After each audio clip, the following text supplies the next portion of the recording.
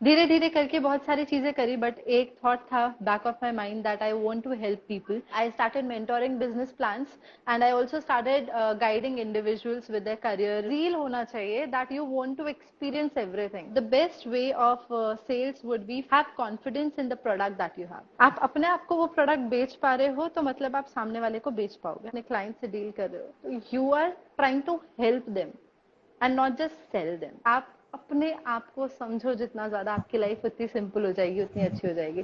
That is the only thing I want to से.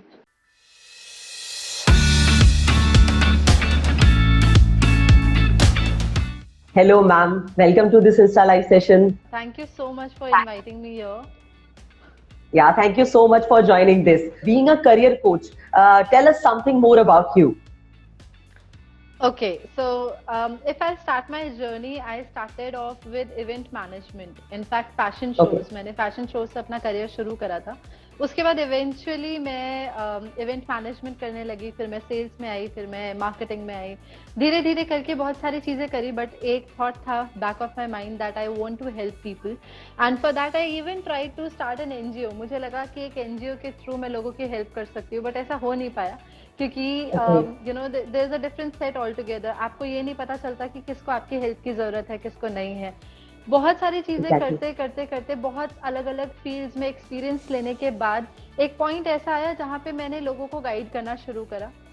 I started mentoring business plans and I also started guiding individuals with their career.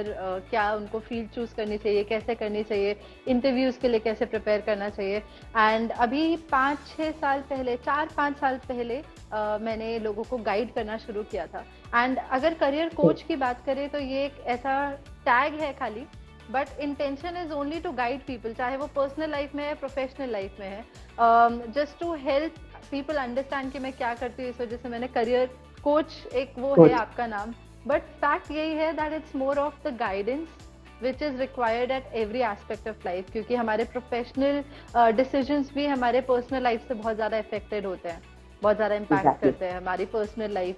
तो हर वे में लोगों को guide करना, उनको help करना in terms of the strategy. Specially एक तो सिर्फ मोटिवेशन होता है, बट स्ट्रैटेजीज बहुत Exactly. इंपॉर्टेंट होती है. लोगों को बूस्ट करके रखना, उनको साइड बाय साइड सपोर्ट करके रखना, वो चीजें you know it's been some time कि मैंने शुरू किया. पिछले साल मैंने अपना प्रोग्राम लॉन्च किया स्किल अप, जिसमें Okay. मैं करियर से related as in specifically job preparation, interview preparation से रिलेटेड लोगों को गाइड करती हूँ, उनको ट्रेनिंग्स देती हूँ, हेल्प करती हूँ. सो Okay. वो वाला लास्ट ईयर ही मैंने स्टार्ट किया था. एंड या the journey is still on. It's not just कि हाँ I am already there, but I am still working upon a lot of things to reach out to more Okay. And more people and help them. Okay okay. So जैसे career की हम बात कर रहे हैं तो जब भी बच्चे मतलब 11th-12th के बाद सोचते हैं तो कोई डॉक्टर बनना चाहता है, कोई इंजीनियर बनना चाहता है, कोई आर्मी ज्वाइन करना चाहता है, बट कोई तब करियर कोच नहीं बनना चाहता. So why did you choose this specific field? I did not choose it directly. It was Okay. more of, as I said, that I wanted to help people. इतना clarity था शुरू से, कैसे करूँगी ये कभी भी clear नहीं था. ये Okay. भी clear नहीं था इनफैक्ट कि करियर में खुद से क्या करना है. इतना पता था जो भी करना है अपना करना है, बट एग्जैक्टली क्या था वो क्लैरिटी नहीं थी. और किसी को भी नहीं होती है जब तक आप बहुत सारी चीजें ट्राई ना कर लो. उस एज में आपके पास हमेशा एक जील होना चाहिए that you want to experience everything. आप हर फील्ड में घुसो, हर चीज को ट्राई करो, एक्सपीरियंस करो, उसके बाद ही आप ये फिगर आउट कर पाओगे कि ये चीज ऐसी है जिससे मैं दिल से जुड़ी रहूंगी. आज की डेट में अगर मैं लाखों करोड़ों नहीं भी कमाऊंगी, मुझे पता है मैं खुश हूँ, क्योंकि मुझे एक सेंस ऑफ सेटिस्फैक्शन है. In the end of the day मैं जब सो रही हूँ मुझे पता है कि हाँ मैंने इतने लोगों की आज हेल्प करी. एंड यू नो ये कैलकुलेशन मैंने जब लोगों को गाइड करना शुरू किया था तब किया था that there 365 days and every day if you are able to help just one person, आप एक साल में 365 लोगों की हेल्प कर पाओगे. कितने लोग इतने फॉर्चुनेट होते हैं जो वो ये कर पाए. तो वो एक सेंस ऑफ सेटिस्फैक्शन अंदर रहता है. तो उसमें और आगे बढ़ने का मेरे अंदर एक्साइटमेंट रहा और वो बढ़ता रहा. ओके. सो जैसे आपने कहा कि आपको लोगों की मदद करना बहुत अच्छा लगता है. सो अगर मैं आपकी स्पेसिफिक फील्ड से पूछूं कि being a career coach, how do you help people from the different fields? हाँ, so basically there are different purpose of every individual. There are people जिनको क्लैरिटी नहीं होती कि उनको अपने करियर में क्या करना है, तो I help them Exactly. First do a bit of personal स्वॉट एनालिसिस, जिससे उनको ये समझ में आता है कि वो किस चीज में अच्छे हैं या किस चीज में नहीं है, क्या चीज में वो आगे ग्रो कर सकता है, किस चीज में स्कोप है, एक वो कैटेगरी होती है। देन देर आर पीपल जो एक ही फील्ड में लगातार बहुत टाइम से काम कर रहे हैं और एक कंसिस्टेंट लेवल पे वो आगे नहीं बढ़ पा रहे, उनको पता ही नहीं है नेक्स्ट स्टेप क्या है, तो वो चीज में कैसे हेल्प करनी है लोगों को, उसमें मैं उनको गाइड करती हूँ। देन देर आर पीपल जिनको अपनी फील्ड में सेटिस्फैक्शन नहीं होता जो वो काम कर रहे होते हैं, बट वो खुश नहीं होते हैं, उनको समझ में नहीं आता हम क्या करें, कुछ नया करना चाहते हैं बट नहीं समझ में आता। So there are certain transferable skills which I help them identify with, and I help them give them the right path कि क्या किस डायरेक्शन में आप आगे बढ़ सकते हो अगर आपको फील्ड अपनी स्विच करनी है तो ये ऐसे मेजरली ये 3 कैटेगरीज होती है लोगों की। उसके अलावा कभी कभी होता है जो अपना बिजनेस स्टार्ट करना चाहते हैं but you know family pressure की वजह से जॉब कर रहे होते हैं, ऐसे बहुत सारे अलग अलग टाइप के कैटेगरीज होते हैं। तो उनके साथ पर्सनल इंटरेक्शंस 1-to-1 सेशंस करके उनको समझ के, उनका माइंडसेट समझ के, उनको सही डायरेक्शन बता करके, और आई थिंक कंसिस्टेंट सपोर्ट के साथ I keep on helping them. Okay, so जैसे अभी आपने कहा कि डिफरेंट माइंडसेट के लोग होते हैं, मतलब उसमें तो इतने सारे अलग अलग माइंडसेट को हैंडल सिर्फ आप अकेले कर रहे हैं क्योंकि आपका एक ही माइंडसेट है, लेकिन लोग बहुत अलग अलग माइंडसेट के आपके साथ जुड़ रहे हैं। सो आपको कौन सी स्किल्स रिक्वायर्ड है, मतलब आपके लिए क्या जरूरी है उन सारे माइंडसेट के लोगों को मतलब प्रॉपर गाइड करना?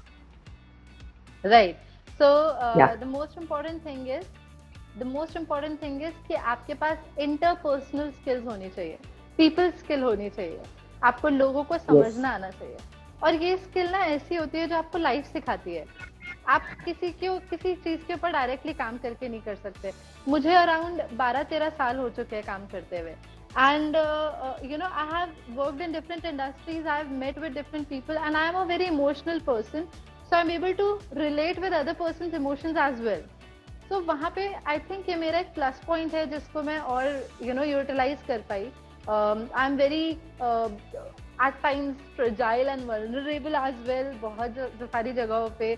तो मेरे को अपने लूप होल्स पता है, मुझे पता है कि एक इंडिविजुअल जो है वो किस लेवल तक लो फील कर सकता है और किस लेवल तक वो हाई अचीव कर सकता है, और वो एग्जैक्टली। जितना ज्यादा मैं खुद को समझ सकती हूँ उतना ज्यादा मैं और लोगों को हेल्प कर पाती हूँ। So I think that is one area जिसकी वजह से मेरे को बहुत ज्यादा हेल्प हुआ है, that is my interpersonal skills. Somewhere I have done a lot of introspection, a lot of self analysis. उस वर्क से मुझे बाकियों को कनेक्ट करने में बहुत ईजी हो जाता है, बहुत जल्दी किसी से भी रेजोनेट कर पाती हूँ उस वजह से। ओके, सो मतलब आप कहना चाहते हैं कि being empathetic towards the people really helps you? Absolutely, absolutely. या सो नाउअडेज जिस तरह से हम देखते हैं कि बच्चे बहुत कंफ्यूज रहते हैं करियर को लेके, पेरेंट्स बहुत ज्यादा टेंस रहते हैं इसे लेके, so how it is important to consult a career coach? It is important to some extent. See what happens, आधे से ज्यादा लोग जो स्पेशली द यंग जनरेशन जो वो करना चाहते हैं वो इन्फ्लुएंस में आके करना चाहते हैं। You know, they see on social media, they are getting influenced by so many people, and then there is a pressure. So दोनों तरह से उनको अपने बारे में पता ही नहीं है, ना तो उनको स्किल्स पता होती है, ना तो उनको। So I have guided people who have just passed their 12th and or about to pass their 12th as well. And उनसे आप पूछो कि तुम्हें क्या अच्छा लगता है, कुछ भी। आपको क्या बहुत ज्यादा पसंद है, कुछ भी। उनका कुछ स्पेसिफिक नहीं होता। द रीजन इज कि उन्होंने कभी ध्यान ही नहीं दिया इन सब चीजों में। पेरेंट्स अपनी चीजें थोप देते हैं कि भाई तुम्हें ये करना चाहिए, वो करना चाहिए, तो उनके माइंड में पहले ही आ चुका है, अच्छा इसका फैमिली बिजनेस है तो मुझे तो फैमिली बिजनेस ही करना है, तो मैं एमबीए कर लेता हूँ जाके, क्योंकि बाकी बाद में तो आके फैमिली बिजनेस ही ज्वाइन करना है। So there is no self awareness, there is no in depth like अपने बारे में कुछ पता करना, ना तो यू नो एक एक्साइटमेंट होता है कुछ करने का, बस लोगों को देखा तो वो करने का मन करता है। So I think the best way to go about it is कि आप if you have just you know pass your 12th और you are just confused at that point of time, पहले ना सीखने पे ध्यान दो, स्किल्स डेवलप करने पे ध्यान दो, किस चीज में अपना करियर बनाना है उस पे ध्यान मत दो, वो बन जाएगा, करियर कभी ना कभी बन जाएगा। पॉइंट इज कि आपको सीखना है, जो आप कर रहे हो आप उस इंटरेस्ट के साथ करो कि आपको सीखना है। आजकल you know because I have dealt with a lot of youngsters, I know this thing that they are super excited about things, but that excitement is just like for a while. It does not last long. बहुत लंबे समय के लिए कभी भी नहीं होता उनका एक्साइटमेंट. वो कुछ महीने करेंगे, उसके बाद फिर वापस से लो हो जाएंगे. अच्छा ठीक है, देखते हैं, कर लेंगे, नहीं मजा आ रहा, कुछ और करेंगे. आई थिंक स्किल डेवलपमेंट में आप फोकस करो. That is it. Eventually things will come in place and you will understand कि आपको क्या पाथ चूज करना है. Exactly. So these are the some important guidance and key points that one should focus on his or her career. So आप एक sales trainer भी हैं. So sales training की अगर उसमें हम बात करें, उसकी फील्ड में हम बात करें, बीइंग अ सेल्स ट्रेनर, अगर मैं आपसे पूछूं कि एक टीम को डेवलप करने के लिए क्या इंपॉर्टेंट रोल रहता है, तो आप क्या कहेंगी? दो मेजर चीजें होती हैं टीम डेवलप करने के लिए. First is hiring and second is training.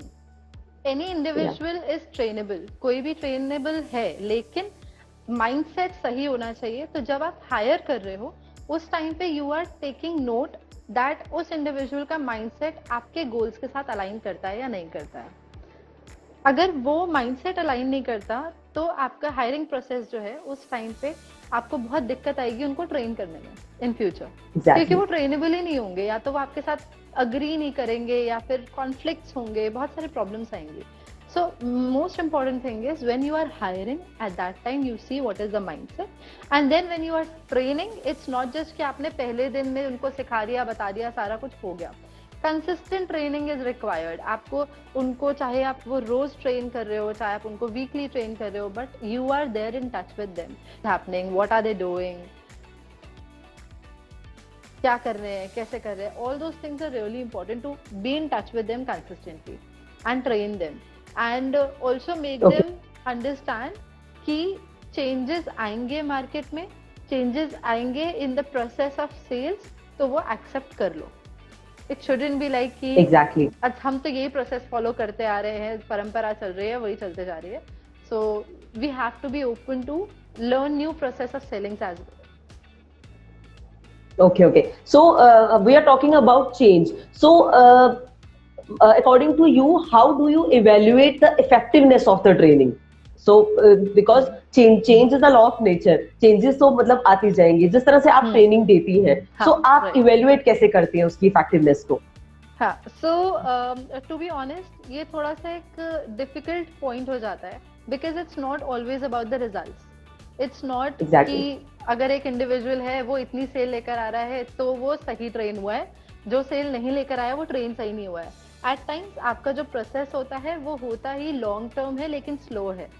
तो जो बंदा सही प्रोसेस फॉलो कर रहा है, तो there are chances that they are not able to what do we say, that they are not able to get results instantly. Exactly. But the right way to go about it would be कि आप जब वो cell कर रहे हैं, आपके clients के साथ वो कितने अच्छे रिलेशंस मेंटेन रख पा रहे हैं, उसके बेसिस पे you can evaluate.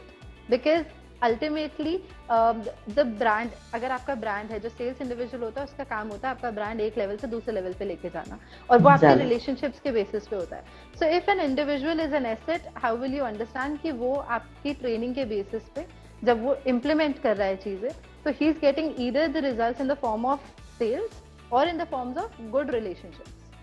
So exactly. उन दो ways में आप evaluate कर सकते हो. Yes. So अभी आपने एक चीज कही कि important है कि clients के साथ कैसा relation है. So यही मेरा सवाल है अगला आपसे कि किस तरह से मतलब सेल्स में अगर clients के साथ effectiveness से वो relation maintain करना है, so क्या तरीका होगा वो, मतलब एक अच्छा तरीका क्या होता है अपने clients के साथ better relation बनाने का या वो effectiveness बनाने का? सबसे इम्पोर्टेंट चीज होती है effective listening. When we talk about clients, you listen to them and let them just whatever is there inside them, just let them speak. You are a good listener and you can maintain a good relationship, and it's not just about in sales but it's in everywhere. अगर आप किसी को सुनते हो, समझते हो और connect करते हो उनकी बात पे, तो ऐसा नहीं है कि आपको सिर्फ सुनना है और अपनी बात बोलते रहना है, बट आपको सुन के उसको एक्नॉलेज करना है. So that is the first step of maintaining a relationship with any individual, but specifically in sales as well. Then comes the point जहाँ पे आप regular basis पे, you are not just आपका client बन गया, और आपने उसे साइड कर दिया, but you are consistently in touch with them, just give exactly it touch, चाहे वो कैसा भी हो, आप उनको विश कर रहे हो, आप उनको इन्फॉर्म कर रहे हो, कोई भी नेक्स्ट एक्टिविटी के बारे में कर रहे हो, and this also goes along with you know follow ups as well. So it's not just एक आपका कन्वर्जन हो गया, कन्वर्टेड क्लाइंट है आपका, और एक आपका फॉलो अप है, दोनों से आप कंसिस्टेंट टच में रहते हो, so that helps you maintain your relationship with your clients. So with the I clients. believe Okay. these two things would be the best.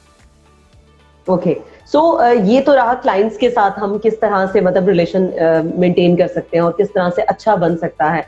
सो कुछ स्ट्रैटेजीज भी होती हैं सेल्स में जिसकी वजह से जो हमारी सेल्स है वो बहुत अच्छे से फ्लरिश होती है और एक बहुत ही कॉन्फिडेंस आता है सेल्स करने वालों को, सेल्समैन को। तो वो स्ट्रैटेजीज आपके अकॉर्डिंग क्या रहती है? Okay, so it depends upon the product a lot. ठीक है, आप कब Okay. किस वे में उनसे फॉलो अप, किस वे में आप you know you are getting in touch with the clients, चाहे आप वो 1-to-1 मीटिंग के थ्रू जा रहे हो या कॉल्स के थ्रू जा रहे हो। So the best way of sales would be first have confidence in the product that you have. आपको Yes. अपने प्रोडक्ट पे कंप्लीट कॉन्फिडेंस होना चाहिए। आप अपने आप को वो प्रोडक्ट बेच पा रहे हो तो मतलब आप सामने वाले को बेच पाओगे। आपको भरोसा है कि वो प्रोडक्ट सामने वाले की हेल्प कर सकता है तो ही आप उसे बेच पाओगे कॉन्फिडेंटली। अदरवाइज आप बस चेपने में लगे रहोगे उसको कि तू दे ले, तू बस ले ले जैसे तैसे करके। बट एक्चुअल में अगर आपको सेल करना है that too long lasting, you need to have faith in the product that you are selling first. Second, you know what you can do is, जब आप बेच रहे हो, जब आप अपने क्लाइंट से डील कर रहे हो, तो you are trying to help them and not just sell them. आप सिर्फ अपने प्रोडक्ट के बारे में नहीं बता रहे हो, आप कनेक्ट कर रहे हो अपने कस्टमर्स की प्रॉब्लम्स के साथ, उनकी प्रॉब्लम्स से कनेक्ट करो और उनको सोल्यूशन दो। जब आपका वो टोन रहता है ना बात करने का, so the tone matters a lot कि आप किस टोन में बेच रहे हो। सो वो टोन कैसा है आपका, वो चीज। एंड एक और चीज है, टोन से ही मेरे माइंड में आया दैट हम लोग जब बेच रहे होते हैं तो हमें लगता है कि वो हमारे ऊपर फेवर कर रहे हैं हमसे खरीद के। सो ये माइंडसेट है जो कि गलत है। हम अपने आप को ऑटोमेटिकली नीचे देख लेते हैं कि हमें बेचना है, हमें रिक्वेस्ट करना है, अरे खरीद लो सर प्लीज ये वो। बट एक्चुअल में ऐसा नहीं होता है। आप उनकी हेल्प करने जा रहे हो, अगर आपका ये माइंडसेट रहता है तो automatically you are on the upper end and exactly. you know that they need your product. It does not mean that you will become more proud, but you are more confident. आपके अंदर और ज्यादा confidence आ जाता है इस बात का कि ये आपको जरूरत है और आपको ये स्टेप लेना जरूरी है, आप लो। सो वो टोन आपकी चेंज हो जाती है ऑटोमेटिकली, एक अथॉरिटी आ जाती है आपके टोन में the moment you have the confidence in the product. Exactly. So sales में टीम का जो है बहुत इंपॉर्टेंट रोल रहता है। सो कभी कभी ऐसा होता है कि टीम अपने टारगेट्स अचीव नहीं कर पाती है तो बहुत ही ज्यादा लो फील करते हैं, मतलब उस टाइम की टारगेट्स नहीं अचीव हो पाए।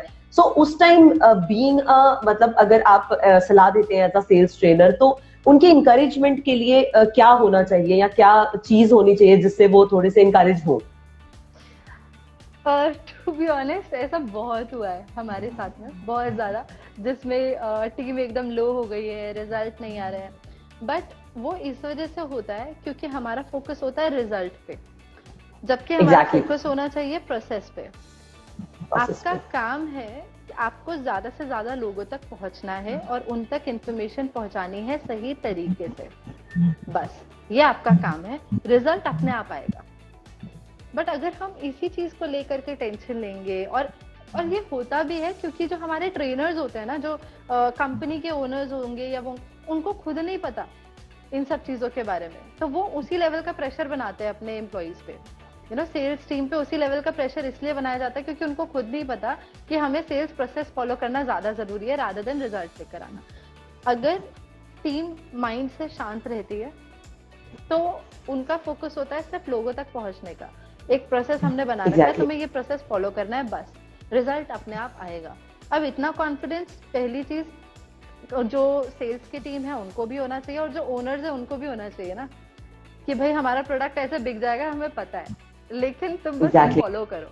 बट वो एक ना गैप यहीं पे आ जाता है, इस वजह से वो टेंशन और टीम थोड़ी सी डिस्करेज हो जाती है, लो हो जाती है, बिकॉज एक gap in between the organization and the team, वो एक गैप आ जाता है कम्युनिकेशन का, कि उनको समझाने का Exactly. या मोटिवेट करने का, उनको बूस्ट अप रखने का.